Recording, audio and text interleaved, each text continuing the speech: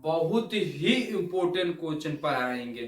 क्या पढ़ाएंगे? Important question पढ़ना है, बस का चीज पढ़ना है, VVI बहुत ही जरूरी है, वेरी वेरी इम्पोर्टेंट का।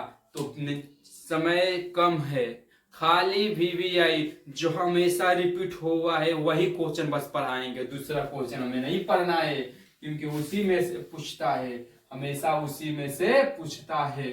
देखो क्वेश्चन पर चलो, चलो हम क्वेश्चन पर चलते हैं। समतल, उत्तल, अवतल का क्या बताना है? उपयोग किसका कहाँ उपयोग होता है? तो समतल का चलो बताते हैं। समतल का उपयोग होता है तो पहला, स्वयं को देखने में, स्वयं को देखने में। दूसरा है कि स्वयं को देखने में, दूसरा है बाथरूम में, बाथरूम में होता है, ठीक है। तीसरा है ड्रेसिंग टेबल या किसमें?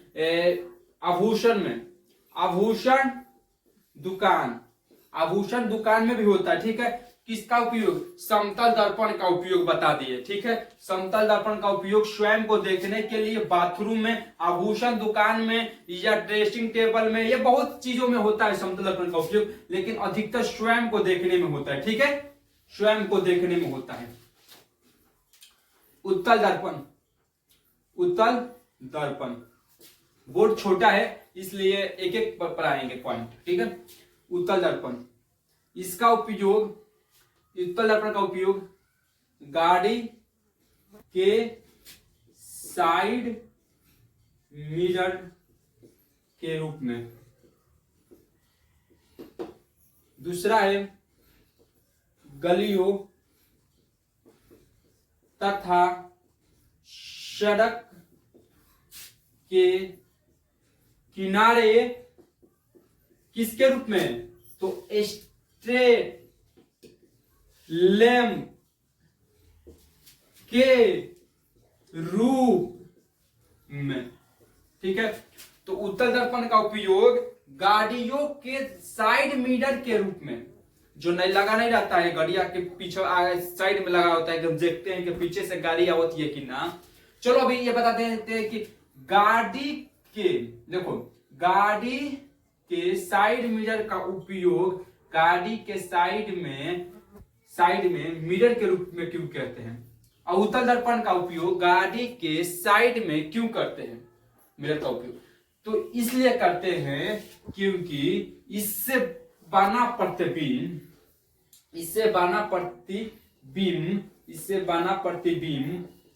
छोटा, पहले तो छोटा तो होता ही है, छोटा, काल्पनिक तथा सीधा, यानी कि छोटा भी होता है, काल्पनिक होता है, सीधा होता है, जिसके कारण पीछे से आने वाली सवार हमको स्पष्ट रूप से दिखाई पड़ता है, जिसके कारण चालक को गाड़ी चलाने में कोई दुविधा नहीं होती है, उसे सुविधा होती है। उसी के लिए गाड़ी के साइड मिरर के रूप में उत्तल दर्पण का उपयोग करते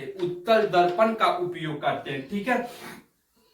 अगर हम बताओ अवतल दर्पण का उपयोग करते तो हम जानते हैं ना, समतल दर्पण में बराबर बनता है प्रतिबिंब, उत्तल दर्पण में छोटा, अवतल दर्पण में बड़ा प्रतिबिंब बनता है, ठीक है। तो बताओ अवतल लगाते तो 12 बनता प्रतिबिंब, तो एक ही दो सवाल को इसमें स्पष्ट रूप से दिखाई दी, तो बाद से कौन सवाल ना दिखाई दी तो कुछ हो सकेला, एक्सटेंट हो सकेला। यही समझ सके उत्तल दर्पण का उपयोग करने से सब स्पष्ट, मतलब जितना भी सवार बा, जितना सवारी भी या स्पष्ट रूप से दिखाई पड़ो, ठीक बा। एकरे के खातिर हम सबके उत्तल दर्पण लगावे नहीं सब, ठीक बा। तो गाड़ियों के साइड मिरर के रूप में, गलियों तथा सड़क के किनारे स्ट्रीट लैंप, जो सोलर नहीं लगाते हैं, ये सड़क पर लगाते हैं, किनारा सोलर लगाते हैं, उसके रूप में करते हैं, ठीक है। पता चल गया। ये भी पता चल गया कि उत्तल दर्पण का उपयोग गाड़ियों के साइड मिरर में क्यों करते हैं, पता चल गया। अब चलो अवतल दर्पण। अवतल दर्पण बोर्ड छोटा होने के कारण हम एक एक पॉइंट बताएंगे, बेसिक बनना थी। अवतल दर्पण, अवतल दर्पण पहला है हजामती, हजामती के रूप में, के रूप में। दूसरा है सोलर, दूसरा है सोलर, सोलर कुकर के रूप में, रूप में, ठीक है। तीसरा है रोगियों, तीसरा का है रोगियों के नाक, कान, गला, गला, गला, गला इटीसी के रूप में। इसके अलावा गाड़ियों के, किसके, तो गाड़ियों के सर्च, सर्च लाइट, लाइट के परावर्तक, परावर्तक के रूप में। अवतल दर्पण का उपयोग साइड मिरर की साइड, देखो हजामती के रूप में, हजामती के रूप में, सोलर कुकर में, रोगियों के नाक, कान, गला ईटीसी की जांच करने के रूप में, ईटीसी जांच, जांच करने, करने, करने के रूप में, ठीक है। रोगियों के नाक, कान, गला ईटीसी जांच करने के रूप में।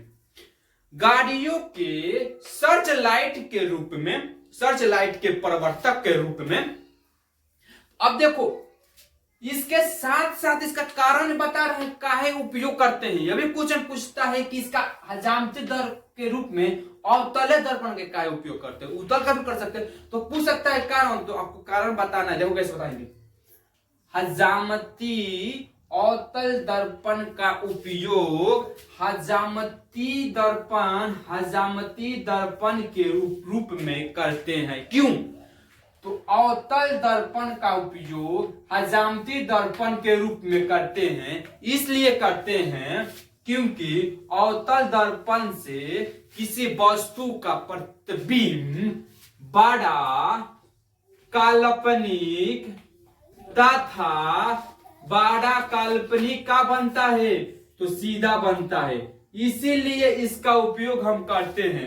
क्यों करते हैं, तो दर्पण का उपयोग का बनता है बड़ा, काल्पनिक तथा सीधा। सोलर कुकर के रूप में अवतल दर्पण का उपयोग किया जाता था। अवतल दर्पण का क्या उपयोग किया जाता था, अवतल दर्पण का इसलिए उपयोग किया जाता था, जो सोलर कुकर पहले ऐसे आता था। देखो सोलर कुकर कैसे आता था, ऐसे सोलर कुकर आता था, ठीक है। सोलर कुकर हो गया, ठीक है। ये सोलर कुकर हो गया। पहले सोलर कुकर ऐसे आता था, सोलर कुकर, जो सोलर कुकर था, इसी पर भोजन पहले पकता था।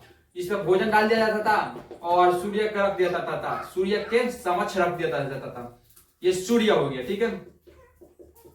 सूर्य हो गया। जब सूर्य की किरणें तथा इससे निकलती थी, तो ये क्या करता था, इससे किरणें तथा उष्मा विकिरणीय को क्या करता था, एब्जॉर्ब कर लेता था, अपसरित कर लेता, यानी कि एब्जॉर्ब कर लेता था, जिससे यहाँ का ताप का हो जाता था, बढ़ जाता था।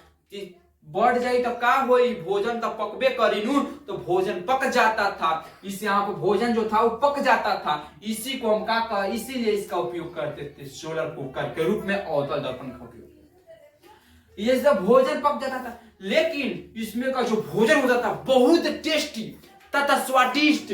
इसमें इसके साथ साथ इसमें पौष्टिक तत्व भी रहता था। आज के भोजन में कोई पौष्टिक तत्व नहीं है, ना इसमें पौष्टिक तत्व है और ना ही इसमें पौष्टिक तत्व है और ना ही इसका भोजन स्वादिष्ट लग रहा है, ठीक है। ना ही इसका भोजन का स्वादिष्ट लग रहा है, ठीक है। इसका भोजन स्वादिष्ट कुछ नहीं लग रहा है, ठीक है। अब देखो गाड़ियों के सर्च लाइट में करने सर्किट के प्रवर्तक के रूप में ही कार्य कर ले। एक रेखे ऐसे कौन से के अवतल दर्पण का उपयोग सोलर करते थे, अवतल दर्पण के रूप में करते। ठीक है, हम सब पढ़ लिए पढ़ लिए पढ़ लिए। अब पढ़ेंगे अवतल दर्पण को। दूसरा नंबर क्वेश्चन है, लेंस को अभिसारित लेंस क्यों कहा जाता है? ये उत्तल लेंस हो गया।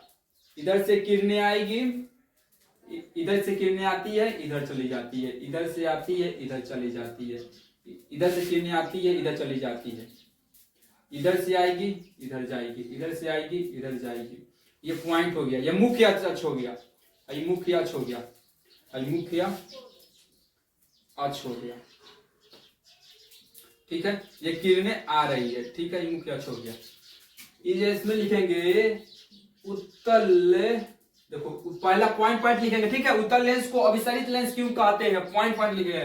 पहले लिखेंगे उत्तल लेंस का प्रत्येक भाग का होता है प्रिज्म का बना होता है। ठीक है, अब देखो उत्तल लेंस के प्रिज्म का आधार, उत्तल लेंस के प्रिज्म का आधार काय मुख्य अक्ष की ओर झुका है, तो मुख्य अक्ष की ओर झुकी रहती है।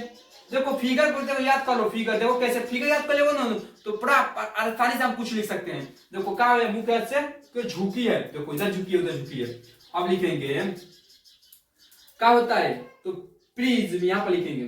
प्रिज्म उत्तल लेंस प्रिज्म से बना होता है। प्रिज्म का बना होता है तो प्रिज्म है, तो प्रिज्म से जाने वाली किरणें क्या हो जाती है, किरणें क्या हो जाती है, तो प्रिज्म से जाने वाली किरणें अक्ष की ओर झुक जाती है।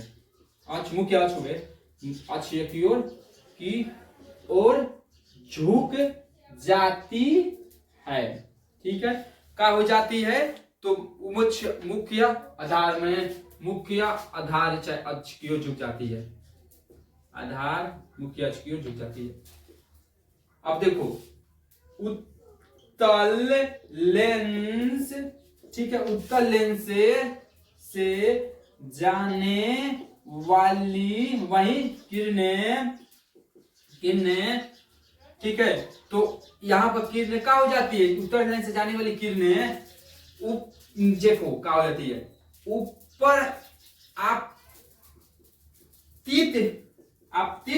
होने वाली किरणें क्या हो जाती है, ऊपर आपतित होने वाली किरणें नीचे की ओर, नीचे की ओर, तथा नीचे आपतित होने वाली किरण ऊपर की ओर, तथा नीचे आपतित होने वाली किरणें का धर ऊपर की ओर झुक जाती है।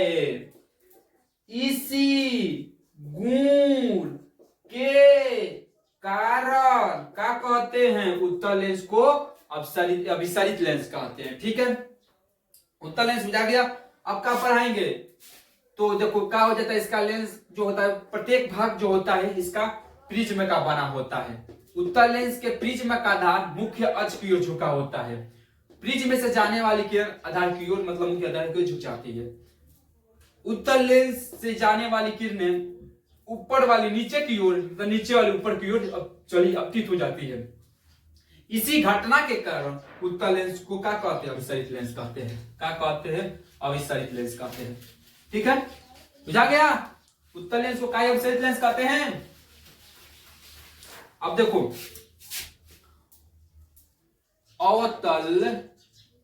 अवतल लेंस को अपसरित लेंस क्यों कहा जाता है? अवतल लेंस को अपसरित लेंस क्यों कहा जाता है?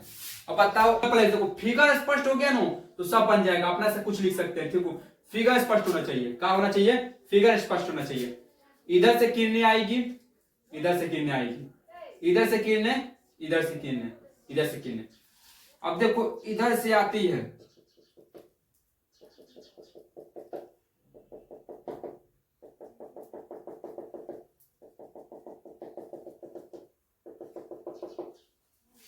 ठीक है। अब देखो यहां पर लिखेंगे पॉइंट पॉइंट। इसका भी अवतल लेंस का प्रत्येक भाग प्रिज्म का बना होता है। ये याद रखना। किसका भाग? तो इस अवतल लेंस का क्या होता है? छोटे छोटे प्रिज्म से बना होता है। ठीक है, ये हमेशा याद रखना है। तो प्रत्येक, दो का लिखेंगे, प्रत्येक भाग प्रिज्म का बना होता है। प्रत्येक भाग प्रिज्म का बना होता है। ठीक है, तो प्रत्येक भाग प्रिज्म को बना होता है। ठीक है, अब देखो क्या लिखेंगे। प्रिज्म का आधार मुख्य अक्ष मुख्य अक्ष के बाहर होता है। बाहर होता है। मुख्य अक्ष के बाहर हुआ, बाहर होता है। अब इसमें लिखेंगे और पॉइंट। अब इससे जाने वाली किरणें किससे? अवतल लेंस से जाने वाली किरणें क्या हो जाती है? जाने वाली किरणें इससे आपतित होती है। देखो आपतित तो होती है, आपतित के बाद दूर हो जाती है। देखो आपतित तो किरण हुई, किरण का हुई, आपतित हुई, इधर आई किरण, आने के बाद कहां चली गई? इधर चली गई, इधर चली गई, इधर चली गई, इधर चली गई, इधर चली गई। मैंने दूर दूर हुआ कि नहीं? इसकी दूरी बहुत दूर दूर है। ठीक है, तो इसी का है, तो इसी गुण के कारण अवतल लेंस को अपसरित लेंस कहते हैं। ठीक है, याद हो गया? अवतल लेंस को अपसरित लेंस क्यों कहते हैं? तो प्रत्येक भाग प्रिज्म का बना होता है। याद रखो, प्रत्येक भाग प्रिज्म का बना होता है। प्रिज्म का आधार मुख्य अक्ष के बराबर होता है। मुख्य अक्ष के बाहर होता है। मुख्य अक्ष इसका हो गया तो इसका बाहर हुआ। अवतल लेंस से बन जाने वाली किरणें, इससे जाने वाली किरणें क्या हो जाती है? दूर दूर चली जाती है। इसी गुण के कारण अवतल लेंस को अपसरित लेंस कहते हैं।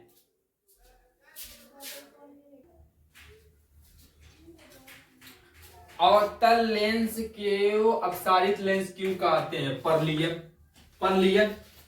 अब देखो क्या पढ़ना है। अब क्या पढ़ना है? तो मिश्र धातु किसे कहते हैं? इसके उदाहरण तथा उपयोग लिखना है। लिखे तो देखो, दो या दो से अधिक धातु या धातु व अधातु के समांगी मिश्रण को क्या कहते हैं?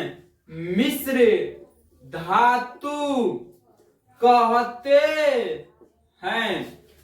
दो या दो से अधिक धातु अथवा दो अधातु दोनों को मिला दिया जाए किसी भी अनुपात में, इसी को मिश्र धातु कहते हैं। जैसे जैसे जैसे इस्पात, इस्पात, जैसे इस्पात, पित्तल, स्टेनलेस स्टील, ठीक है, इस्पात, पित्तल, स्टेनलेस स्टील। इस धातु किसे कहते हैं, उदाहरण बता दिए, उपयोग बताना है, ठीक है। उपयोग, क्या उपयोग, तो देखो उपयोग क्या हो जाएगा। अब उपयोग कैसे लिखेंगे, उपयोग, इसका उपयोग देखो, करस्तूत, करस्तूत तथा नालिया, नालिया बनाने में, बनाने में, ठीक है। दूसरा है, दो उपयोग पूछ देता है एग्जाम्पल में, अभी मैंने बार बार मैंने इसे भी रिपीट किया गया है, लेकिन 2024 में ये पक्का क्वेश्चन पूछेगा, मिश्र धातु किसे कहते हैं। देखो इसको हम कैसे याद करेंगे कि आप पूछ देगा किसे कहते हैं, किसे कहते हैं, तथा इसका उदाहरण पूछ देगा, उपयोग भी पूछ सकते थे। देखो 2 उपयोग या 3 उपयोग लिखे तो याद रहना चाहिए, ठीक है। तो पहला करस्तूत तथा नलिका बनाने में, दूसरा सिक्का, सिक्का, ठीक है, सिक्का, मशीन, मशीन, सिक्का, मशीन, सिक्का, मशीन, ईटीसी बनाने में, ईटीसी। तीसरा लिख सकते हैं वायुयान के ढांचे तथा रसोई घर के सामान बनाने में, बनाने में किया जाता है। याद रहेगा ना, सिक्का, मशीन, सिक्का, मशीन, ईटीसी, माने चाहे ठीक बनाने में, मूर्तियां, किया बनाने में, मूर्तियां के ढांचे बनाने में, ठीक है। दो कुछ भी लिख सकते हैं। मिश्र धातु किसे कहते हैं, 2 या 2 से अधिक धातु, धातु, ठीक है, कि क्या होना चाहिए, मिश्रण से हम बना सकते हैं मिश्र धातु, या धातु एक अधातु के समांगी मिश्रण को मिश्र धातु कहते हैं। एग्जाम्पल में इस्पात, पित्तल, स्टेनलेस स्टील, करस्तूत नालिका बनाने में, सिक्का, मशीनी, ईटीसी बनाने में, वायुयान के ढांचे तथा रसोई घर के बनाने में, मूर्तियां के ढांचे बनाने में होता है, ठीक है। समंजन, समंजन क्षमता, क्षमता किसे कहते हैं, वैसी क्षमता, क्षमता जिसका, वैसी, वैसी, वैसी क्षमता, हाँ वैसी क्षमता, वैसी क्षमता जिसके कारण फोकस दूरी अपने आप बदल जाए, समंजन क्षमता कहते हैं, वैसी क्षमता जिसके कारण फोकस दूरी अपने आप बदल जाए। जैसे कि किसी को देखो अभी दिखता है कि कुछ दिखेगा स्पष्ट, अब क्या हो जाएगा, इसका खराब हो जाएगा, मोतियाबिंद बोलते हैं, उसके कारण क्या होता है, माने दूर वस्तुओं को मन नहीं दिखता है, नजदीक किसी को नहीं दिखता है, किसी को दोनों नहीं दिखता है, नजदीक, नजदीक या का दूर भी नहीं दिखता है। तो इसके कारण क्या हो जाता है, समझने क्षमता अपने आप फोकस दूरी का हो जाती है, बदल जाती है, दूरी बदल जाई, हेजी दूरी बात तो लौकिक तो कुछ और दूरी बात, एक कारण अपने आप मतलब रखला वस्तु 5 मिनट रखला वस्तु 5 सेंटीमीटर पर, लौकी में से 15 सेंटीमीटर पर, 20 सेंटीमीटर पर या 2 सेंटीमीटर पर, अपने आप को दूरी में परिवर्तन आ चाहिए, एक के समंजन क्षमता का है निशान, अपने आप कुछ ना कुछ बदलाव नहीं आएगा, अपने आप हो जाएगा, उसी को क्या कहते हैं, समंजन क्षमता कहते हैं, ठीक है। तो वैसी क्षमता जिसकी फोकस दूरी अपने आप बदल जाए, अब पढ़ेंगे, अब क्या पढ़ेंगे, तो अब पढ़ेंगे प्रकाश संश्लेषण। प्रकाश संश्लेषण, प्रकाश संश्लेषण। तो CO2, H2O तथा क्लोरोफिल के माध्यम से कौन, तो पेड़ पौधे CO2 H2 क्लोरोफिल के माध्यम से सूर्य के प्रकाश के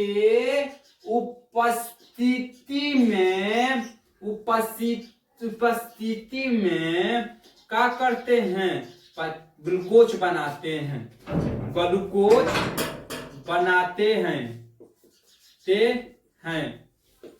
बनाते हैं, सूर्य के प्रकाश के उपस्थिति में ग्लूकोज बनाते हैं। इसी को प्रकाश संश्लेषण कहते हैं।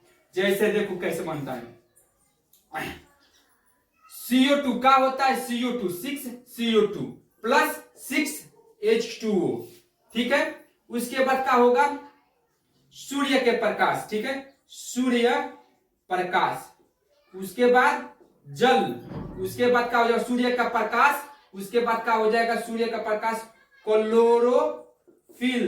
क्लोरोफिल का बन जाएगा C6H12O6 प्लस 6O2 बन जाएगा, ऑक्सीजन बन जाएगा, ग्लूकोज बनेगा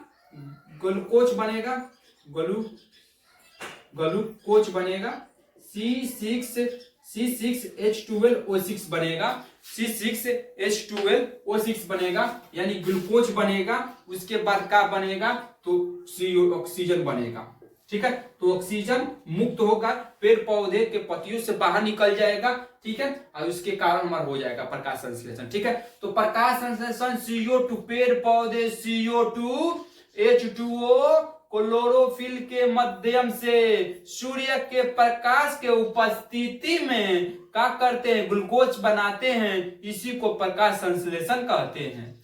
C6 मतलब ग्लूकोज लिए, कार्बन डाइऑक्साइड जल, सूर्य का प्रकाश क्लोरोफिल 4 के माध्यम से बनता है। क्वेश्चन इसी प्रकार से बोल सकता है घुमाकर, 2 नंबरिया में बहुत बार पूछ चुका है कि प्रकाश संश्लेषण बनाने में कौन कौन से घटक आते हैं। घटक रूप में, जो पदार्थ के रूप में पूछ सकता है, घटक रूप में पूछता है तो बताना CO2 H2O क्लोरोफिल, ठीक है, सूर्य के प्रकाश, ठीक है, बता सकते हैं नो, ठीक है। पढ़ लीजिए, प्रकाश संश्लेषण हम पढ़ लिए, ठीक है। अब पढ़ना है जैव प्रकर्म। जैव प्रकर्म तो वे सारी क्रियाएं जिनके द्वारा जीवों का अनुरक्षण होता है, क्या कहलाता है, जैव प्रकर्म कहलाता है, प्रकर्म कहलाता है। वे सारी क्रियाएं जिनके द्वारा जीवों का अनुरक्षण होता है। अगर वे सभी क्रियाएं जीव में नहीं होता है तो उसका डेथ हो जाए, मृत्यु हो जाएगा। देखो कौन कौन सी क्रियाएं होती है, जैव क्रियाएं कौन सी होती है, जैव क्रियाएं या प्रकर्म बोल सकते हैं, जैव प्रकर्म ये क्रियाएं। परिवहन मतलब भोजन का एक स्थान से दूसरे स्थान पर, रक्त का एक स्थान से दूसरे स्थान, माने ग्लूकोज का एक स्थान से दूसरे स्थान में जाना का कहलाता है, परिवहन कहलाता है, ठीक है। उत्सर्जन, परिवहन किसे कहते हैं तो बताएंगे पहले। उत्सर्जन, श्वसन, पोषण, परिवहन, उत्सर्जन, श्वसन, पोषण etc, ठीक है। इसके कारण जीवों का अनुरक्षण यानी उसका संतुलन बनाए रखता है। परिवहन ये भोजन देखो, शरीर में भोजन का एक स्थान से दूसरे स्थान तक जाना परिवहन कहलाता है। उत्सर्जन तो बेकार पदार्थ को शरीर के बाहर निकाल देना, निकाल फेंकना उत्सर्जन कहलाता है। परिवहन श्वसन तो मनुष्य या कोई जीव जंतु CO2 माने जंतु CO2 लेते हैं और CO2 छोड़ते हैं, जिसके कारण ग्लूकोज बनता है, उसी के द्रव्यमान ग्लूकोज बनता है, उसी को श्वसन कहते हैं। अपने से कुछ बनाकर लिख सकते हैं, ठीक है। श्वसन। पोषण वैसे कहते हैं, वैसे तो पदार्थ है जिसके कारण जीवों का टूटी फूटी कोशिकाओं का संरचना, उसकी संरचना तथा उसकी रचना बनाए रखता है। टूटी फूटी कोशिका का मरम्मत करता है, ठीक है। जैव क्रिया जैसे बनी रहती है। पोषण, परिवहन, उत्सर्जन, श्वसन, पोषण सब पढ़ लिए, एक बार में सब पढ़ लिए, ठीक है। अब देखो सब इंपोर्टेंट क्वेश्चन पढ़ाएंगे बस, ठीक है। आपको याद कर, ठीक है। अब अंतर बताते हैं। स्वपोषी तथा विषम पोषी, इसमें अंतर भी पूछ सकता है, या भैया पिछता 2 नंबर में पूछ सकता है स्वपोषी किसे कहते हैं, विषम पोषी किसे कहते हैं, या 5 नंबर भी पूछ सकता है स्वपोषी और विषम पोषी को पूरा मैंने विस्तार से बताएं, तो हम बता सकते हैं, ठीक है। तो इसमें लिखेंगे ये सिर्फ ऐसे पर लिखो, ये अपना भोजन बनाता है, अपना भोजन स्वयं बनाता है। देखो कभी भी अंतर लिखने को देता है ना, तो एक सीधा तो उसका विपरीत देगा, दूसरा विपरीत देता है। ये भोजन स्वयं नहीं बनाता है, ये भोजन स्वयं नहीं बनाता है। ये भोजन स्वयं बनाता है, यानी कि ये स्वयं भोजन बनाता है, ये स्वयं नहीं बनाता है। हरे पौधे पाए जाते हैं, इसमें क्या हो जाएगा, हाथी, बैल, मनुष्य, बकरी, घोड़ा सब हो जाएगा, ETC, ठीक है। ये दूसरे पर निर्भर आते हैं, ठीक है। दूसरे पर निर्भर, ये दूसरे पर निर्भर आते हैं। तीसरा में हो जाएगा, ये पेड़ पौधे में पाया जाता है, इसको हम ऐसे भी लिख सकते हैं ना, हरे पेड़ पौधे में पाया जाता है, ये हरे पेड़ पौधे में नहीं पाया जाता, इसको भी ऐसे भी लिख सकते हैं, ठीक है। ये हरे पेड़ पौधों में नहीं पाया जाता है। जैसे कि में पौधा आ जाएगा, पेड़ पौधे आ जाएंगे, इसमें आ जाएगा एग्जाम्पल में कुत्ता, चलो इंग्लिश लिखते हैं, चलो कुत्ता, कैट, बिल्ली, मैन, ETC, ठीक है। अब देखो इसका एक एक पढ़ना था हमें, ठीक है। इसका डेफिनेशन पढ़ना था, इसका पढ़ना है। इसमें देखो CO2, इसको खाना बनाने के लिए CO2, H2O, क्लोरोफिल, इसका रहता है क्लोरोफिल, तो इसके पास रहता है सूर्य प्रकाश चाहिए, लेकिन इसके लिए नहीं चाहिए CO2, H2O, सूर्य प्रकाश नहीं चाहिए। 5वां में इसके द्रव्यमान का बनता है, ग्लूकोज बनता है, इसके भी द्रव्यमान ग्लूकोज बनता है,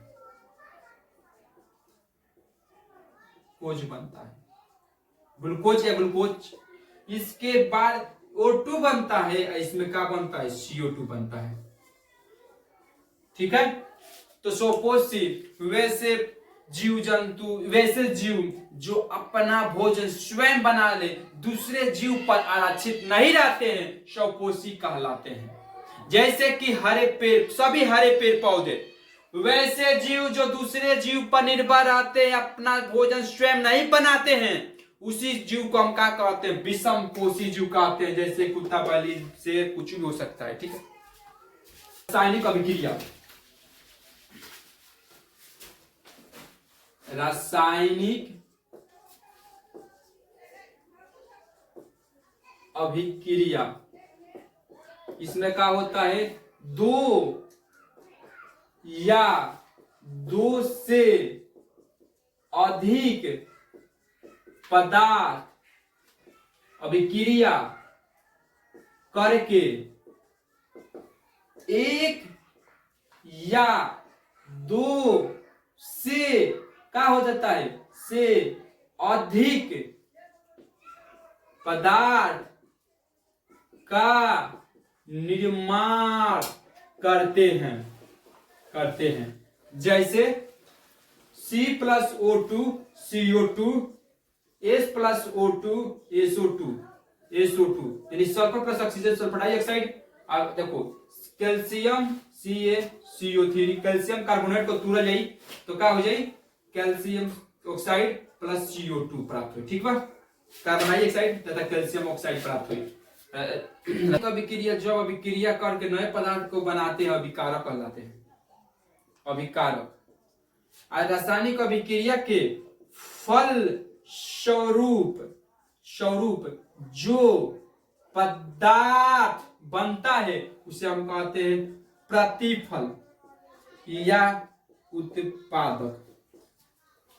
देखो हम सिर्फ इंपॉर्टेंट क्वेश्चन पर आएंगे। अगर 10th में ये सब क्वेश्चन नहीं आया तो कहना हमसे, हम नई वीडियो बनाएंगे। ये क्योंकि ये सब 10th में क्वेश्चन हमेशा आता है, इसीलिए पढ़ा रहे हैं। 10th में हमेशा आएगा, पक्का आएगा, क्योंकि इसमें जो होगा ना बहुत VIP क्वेश्चन पढ़ा रहे हैं, क्योंकि इससे दूसरा क्वेश्चन बनवे नहीं करेगा, आएगा। बस यही कुल क्वेश्चन हमेशा आता रहता है। अब देखो 1 साल 2 साल लोग पढ़ते हैं, क्यों पढ़ते हैं? हम तो बताते हैं कि 1-2 महीना में अच्छा से तैयारी, 3 महीने में मंथ में 3 ही मंथ में आपका तैयारी अच्छा से हो जाएगा बस। बट वो पढ़ते हैं अपने नॉलेज के लिए, अपने नॉलेज के लिए पढ़ते हैं। तो फर्स्ट तो तुम्हें ऐसे पढ़ के आ जाओगे, नॉलेज तुम जितना पढ़ोगे उतना तुम्हारे पास नॉलेज आएगा। अगर नहीं पढ़ोगे तुम्हारे पास नॉलेज आएगा, एग्जाम तो निकाल लोगे, एग्जाम कोई बड़ी बात नहीं है, निकाल लोगे, लेकिन नॉलेज तुम्हारे पास नहीं। उदासीनीकरण अभिक्रिया, क्या उदासीनीकरण अभिक्रिया वैसी अभिक्रिया जिसमें कोई अम्ल तथा क्षारक मिलकर बनाते हैं, उसी को लवण तथा जल बनाते हैं, उसी अभिक्रिया को हम क्या कहते हैं, उदासीनीकरण। HCl NaOH बराबर क्या मिलकर बनाएंगे, इसे बोलते हैं सोडियम क्लोराइड। सोडियम क्लोराइड वो इससे बोलते हैं sodium chloride, sodium hydro oxide. यह हाइड्रोक्लोरिक, यह अम्ल है, यह क्षारक है। तो मिलकर क्या बनाएंगे, लवण। NaOH सोडियम Na इसमें चलेगा Cl बना देते हैं, NClOH गलती कर दिए, NaCl sodium chloride plus H2O जल बनाता है। ठीक है, तो वैसी अभिक्रिया जिसमें अम्ल किसी क्षारक के साथ मिलकर क्या बनाए, लवण तथा जल बनाता है, उसी अभिक्रिया को उदासीनीकरण। तो वैसी अभिक्रिया जिसमें कोई अम्ल किसी क्षारक के साथ मिलकर लवण तथा जल बनाता है उसे कहते हैं अभिकारक, जिसे कहते हैं उदासीनीकरण। जैसे HCl N sodium hydrochloride, sodium hydroxide, sodium chloride plus जल बनाता है। ठीक है, चलिए अब चलते हैं, ज्यादा टाइम हो गया है। तो आप लाइक सब्सक्राइब एंड कमेंट करना मत भूलिएगा। लाइक सब्सक्राइब करिए, शेयर भी करिए, शेयर करेंगे और अच्छा से अच्छा वीडियो बनाएंगे। देखो सब क्या पढ़ना है, तो वेरी इंपॉर्टेंट क्वेश्चन खाली पढ़ना है, उसके अलावा कुछ आपको क्वेश्चन पढ़ाई नहीं करेंगे, खाली वेरी पढ़ाएंगे। जो हमेशा एग्जाम में पूछा गया है वही क्वेश्चन को पढ़ाएंगे, मोरल पेपर को पढ़ाएंगे, वही हमेशा आएगा, लिखित के बोल रहे हैं।